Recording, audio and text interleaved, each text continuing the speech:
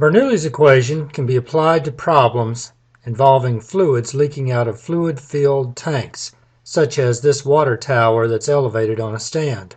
Classic problems that have appeared on AP exams involve finding out how fast water shoots out of a hole in a tank, and then it treats the water droplets as horizontally launched projectiles. If several holes appear at different levels in the tank, then the water spurting out of the lowest hole has the highest speed due to the higher fluid pressure above the fluid, as is illustrated in this diagram. There's a link here to a film clip of a fluid flowing out of two holes drilled in the side of a graduated cylinder. In this film, the speed of the fluid emerging from the upper hole has a slower speed than the fluid from the lower hole, as evidenced by its smaller horizontal range. You can see how the range of the fluid from the upper hole decreases as the height of the fluid above the hole decreases. So now let's work a numerical example. You won't find this one in your textbook. A sheriff fires at an outlaw with his pistol.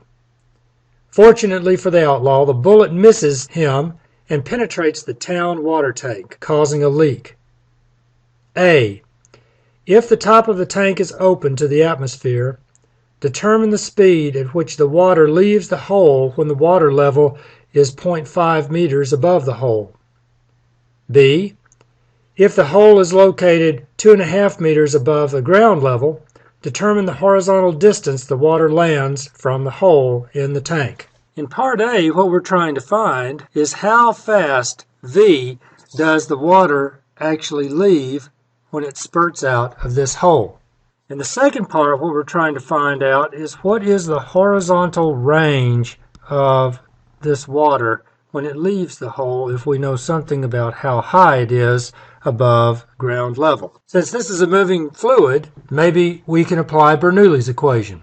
We can call the top of the fluid level one point and the place where the hole is in the side of the tank the other point. We have to choose one or the other. Doesn't matter which one we choose. I'm going to choose the top of the tank or the top of the water level to be 0.1 and the place where the hole is to be 0.2. For the first part of this problem, I'm going to call the elevation y2 equal to 0 as they suggest in this diagram here. The hole is open to the atmosphere, so the pressure that is being exerted on the fluid from the atmosphere is equal to atmospheric pressure. Since we're dealing with water, the density of water is 1,000 kilograms per cubic meter. That's a good number to know. We're trying to figure out what is V2. Now looking at the top of the tank, the top of the water level is open to the atmosphere.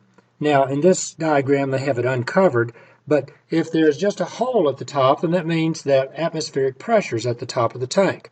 So P1 is also going to be atmospheric pressure. The elevation of the top of the water level above the hole is 0.5 meters. And now I'm going to make an assumption. And the assumption is that the top of the water level is moving down slowly compared to how fast the water is spurting out the hole. In other words, the velocity of the top of the water surface is essentially 0. It's dropping very slowly compared to how fast the water is gushing out the hole. That's an assumption, and that's one that I'm going to make. Now with these substitutions, let's see where that leaves us. When I substitute the appropriate zeros into Bernoulli's equation, then I find that I get the pressure of atmosphere on both sides.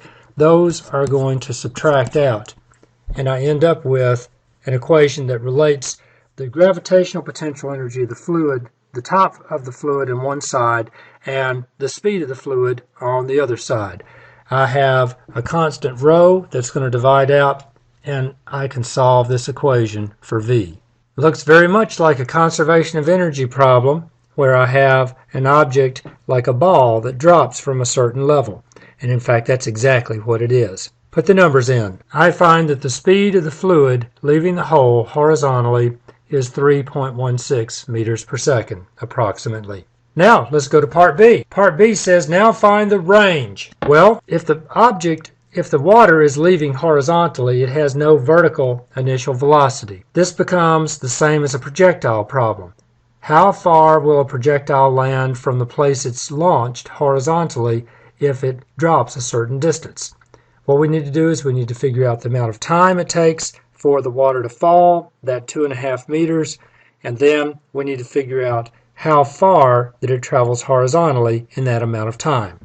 So, let's begin to solve that. I can use an equation of motion to figure out the amount of time it takes the object to drop a distance y if it has no initial y motion, no initial vertical velocity.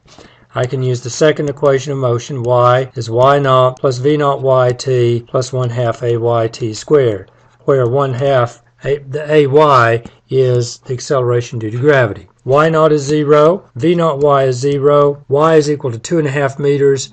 The acceleration due to gravity is 10 meters per second squared. Solve that equation for the time. I find that it takes the water just over 7/10 of a second to fall 2.5 meters. So now, how far does the water travel in that 0.7 seconds if it has an initial x velocity of 3.16 meters per second?